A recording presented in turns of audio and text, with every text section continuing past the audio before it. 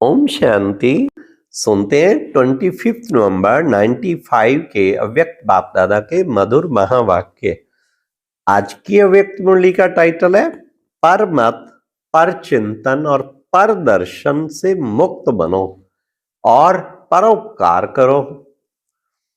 आज की मुरली में 4 क्वेश्चन। नंबर 1, बड़े बड़े वैज्ञानिक चंद्रमा पर पहुंचने वाले बच्चों के आगे, मेरे बच्चों के आगे अनजान कैसे हैं। फिर बाबा ने सेकंड क्वेश्चन, कौन सी बात जिसे महात्मा भी असंभव समझते वो बाबा के प्रवृत्ति वाले बच्चों ने संभव कर दिया। नंबर 3, गॉडली स्टूडेंट का कौन सा चार्ट भेजने के लिए टीचर्स को बाप दादा ने कहा।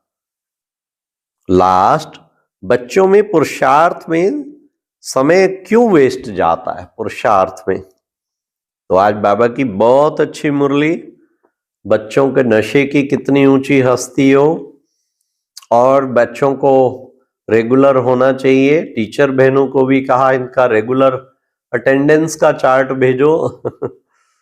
तो सुनते हैं 25 नवंबर 95 की मुरली, परमत, पर चिंतन और परदर्शन से मुक्त बनो और परोपकार करो। आज बाप दादा अपने चारों ओर जो बाप के बच्चे हैं, विशेष हैं, उन सर्व विशेष आत्माओं को देख रहे हैं, चाहे भारत के व देश विदेश के किसी भी कोने में हैं, लेकिन बाप दादा सर्व विशेष आत्माओं को समीप देख रहे हैं। बाप दादा को अपने विशेष बच्चों को देख हर्ष होता है। जैसे जैसे आप बच्चों को बाप को देखकर खुशी होती है ना, खुशी होती है, तब तो भाग करके आए हो ना, तो बाप को भी खुशी होती है कि मेरा एक एक बच्चा विशेष आत्मा है। चाहे बुजुर्ग हैं, अनपढ़ है, छोटे बच्चे हैं, युवा हैं, प्रवृत्ति वाले हैं, लेकिन सारे विश्व में आगे विशेष है। चाहे कितने भी बड़े बड़े वैज्ञानिक चमत्कार दिखाने वाले भी हैं, चंद्रमा तक पहुंचाने वाले भी हैं, लेकिन बाप के विशेष बच्चों को आगे जो भी अनजान है, बाबा ने कहा वो भी अनजान है। हाँ, भले कितने भी चंद्रमा पे कितनी बड़ी बड़ी डिग्रियां वैज्ञानिक, बाबा ने कहा बच्चों के आगे अनजान। क्यों? विचारों को अपना ही नहीं पता। तो पांचों ही तत्वों को जान लिया, उन्हों पर विजय भी प्राप्त कर ली, लेकिन छोटी सी आत्मा बिंदु को नहीं जान पाए। और यहां पर छोटे बच्चे से भी पूछेंगे तुम कौन हो, तो क्या कहेगा? आत्मा हूं। ज्ञानी बच्चे जो होते हैं फट जवाब देते हैं, कहेगा ना आत्मा कहाँ रहती है, वो भी बताएगा।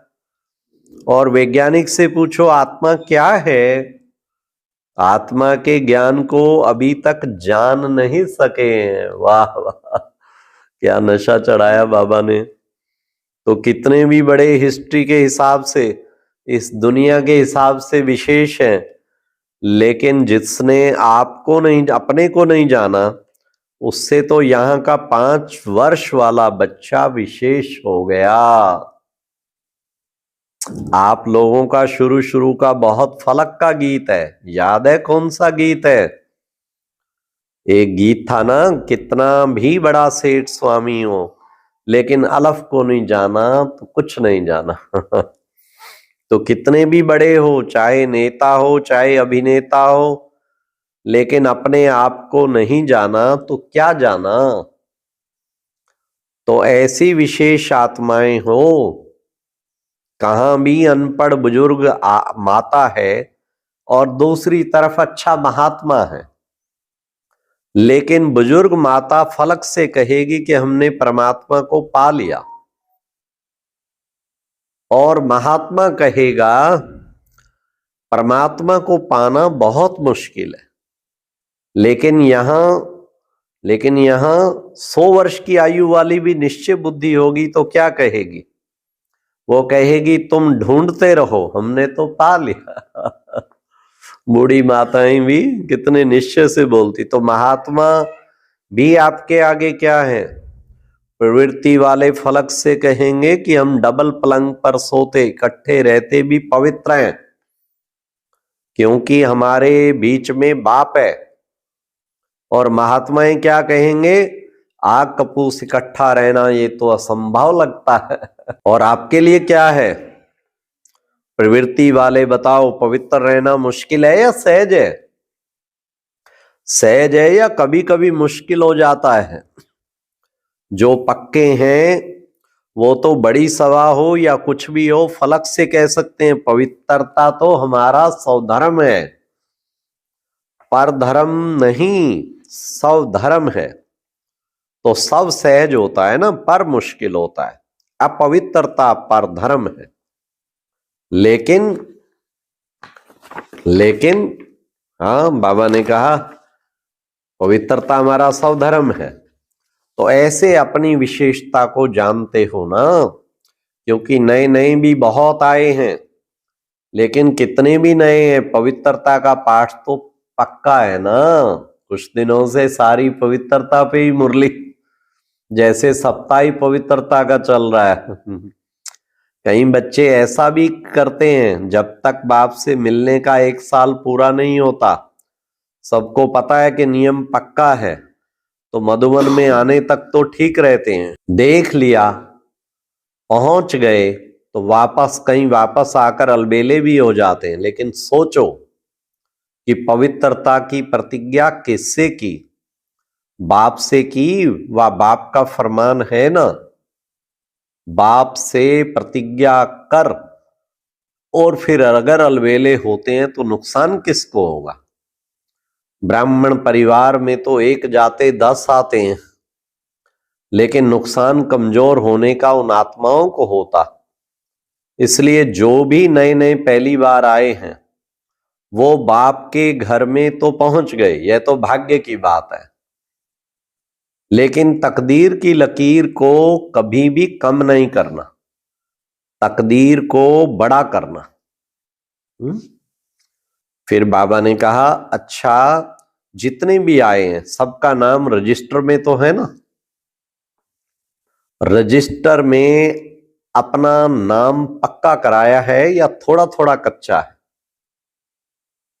अच्छा, जो भी नए जहां भी आए हो, टीचर्स के पास तो लिस्ट है ही, और प्रेजेंट मार्क भी डालते हैं या नहीं डालते हैं? कौन सा सेंटर है जहां प्रेजेंट मार्क नहीं पड़ती है? कोई सेंटर है? टीचर्स सच बताओ। आज बाबा टीचर से रुरवान कर रहा है। कभी नींद आ जाती होगी, कभी बीमार हो गए, कभी क्लास में पहुंच नहीं सके, तो रोज की प्रेजेंट मार्क पड़ती है, तो टीचर्स कहती हैं रोज का रजिस्टर प्रेजेंट मार्क है वो हाथ उठाओ। अच्छा, रेगुलर हैं या कभी कभी कि 2-3 दिन मिस हो जाता है? सब टीचर्स पास हैं तो ताली बजाओ। तो अभी क्या करना है? जो भी आप नए लाए हैं, चाहे भाई बहने, चाहे भाई चाहे बहने, उनका 3-4 मास के बाद, क्योंकि पहले थोड़ा नशा रहता है, पीछे धीरे धीरे कम होता है। 4 मास के बाद जितने नए आए उतने कायम हैं या चक्कर लगाने गए? जितने नए आए उतने कायम हैं या चक्कर लगाने गए हैं कहाँ? यह रिजल्ट लिखना, क्योंकि कई चक्कर लगाने भी जाते हैं। 2 साल की माया की यात्रा करके फिर यहां पहुंचते हैं। तो रिजल्ट में सिर्फ यह 2 शब्द लिखना कि 60 आए 60 ही हैं, या 60 में 60 आए 40 है। सिर्फ ये 2 अक्षर विशेष रतन मोहिनी के नाम से अलग लिखना। बाहर में लिफाफे पर ब्रह्मा कुमारी तो लिखेंगे, लेकिन बड़े अक्षरों में रतन मोहिनी लिखना, अंदर नहीं, तो समझेंगे इसका है नहीं। तो उसके पास, ईशु के पास पोस्ट बहुत आती है, देखेंगे कितनी विशेष आत्माएं अपनी विशेषता दिखाती हैं। तो तो बाबा ने कहा, देखो कोई भी बच्चा लौकिक में भी पैदा होता है तो सभी क्या कहते हैं, सदा जिंदा रहे, बड़ी आयु रहे। तो बाप दादा भी विशेष आत्माओं को अविनाशी विशेषता देखना चाहते हैं, थोड़े टाइम की नहीं, 1 साल चले 2 साल चले, ये नहीं, अविनाशी रहने वाले को ही अविनाशी प्रारब्ध प्राप्त होती है। तो माताएं भी पक्की हैं, क्योंकि चाहे आप 1 साल की हो या 2 साल हो, 4 हो, लेकिन समाप्ति तो एक ही समय होनी ही है। विनाश तो इकट्ठा ही होगा ना, कि आप कहेंगे हम तो 2 साल के हैं, हमारी सिल्वर जुबली हो जावे, यह तो नहीं होगा ना। इसलिए पीछे आने वालों को और आगे जाना है। थोड़े समय में बहुत कमाई कर सकते हो, फिर भी आप लोगों को पुरुषार्थ का समय मिला है। आगे चल करके तो इतना समय भी नहीं मिलेगा। सुनाया था ना कि अभी लेट का बोर्ड तो लग गया है, लेकिन टू लेट का नहीं लगा है। तो आप सभी लक्की हो, सिर्फ अपने भाग्य को स्मृति में रखते हुए बढ़ते चलना, कोई बातों में नहीं जाना। आज बाप दादा देख रहे थे कि बच्चों के पुरुषार्थ का समय वेस्ट क्यों जाता है। चाहना कोई नहीं है, सब चाहते हैं कि हमारा समय सफल हो, लेकिन बीच बीच में कहां आधा घंटा, कहां 15 मिनट, कहां 5 मिनट वेस्ट चला जाता है। उसका कारण क्या? आज बाप दादा ने देखा कि मेजॉरिटी का विशेष पुरुषार्थ जो कम या ढीला होता है, उसके 3 कारण पहले भी सुनाया है ना, नई बात नहीं है। लेकिन डायमंड जुबली में विशेष क्या टेंशन दो, वो बाप दादा शुरू से सुना रहे हैं। तो 3 कारण, पहला, चलते चलते श्रीमत के साथ साथ आत्माओं की परमत मिक्स कर देते। कोई ने कोई बात सुना दी और आप समझते हो सुनाने वाला तो अच्छा सच्चा महारथी है और आपका उस पर फेथ भी है। जब ऐसी कोई आत्मा आपको कोई ऐसी बातें सुनाती है जिसमें इंटरेस्ट भी आता है, समाचार तो अच्छा है। जैसे संसार समाचार अच्छा लगता है ना, तो ब्राह्मण संसार समाचार भी अच्छा लगता है। तो आपने उस पर फेथ रख करके वो बात सुन ली, माना अपने अंदर समा ली, कट नहीं किया, तो बात सच्ची भी है, समाचार सच्चा भी होता है, सब झूठा नहीं होता है, कोई सच्चा भी होता है। लेकिन बाप का फरमान क्या है? ऐसे समाचार भले सुनो, ये है फरमान? है नहीं ना। जिसने आज जिससे आपका कोई कनेक्शन नहीं है, सिर्फ दिलचस्प समाचार है, आप कर कुछ नहीं सकते, सिर्फ सुन लिया, तो वह समाचार बुद्धि में तो गया, टाइम वेस्ट तो हुआ या नहीं? बाप की श्रीमत में मनमत परमत, श्रीमत में परमत मिक्स कर दी, क्योंकि बाप की आज्ञा है सुनते हुए नहीं सुनो। तो आपने सुना क्यों? उसकी आदत डाली। मानो एक बारी आपको समाचार सुनाया, आपको भी बहुत अच्छा लगा, नई बात है, ऐसा भी होता है, पता तो पड़ गया। लेकिन अगर एक बारी आपने उनकी बात सुनी, तो दूसरे बारी वो कहां जाएगा? आपके पास आएगा। आप उसके लिए कूड़े या डिब्बा बन गए ना। जो भी ऐसा समाचार होगा वो आपके पास ही आके सुनाएगा। लेकिन आपने सुना, क्योंकि आपने सुना, इसलिए या तो उसको समझाओ, ऐसी बातों से उसको भी मुक्त करो।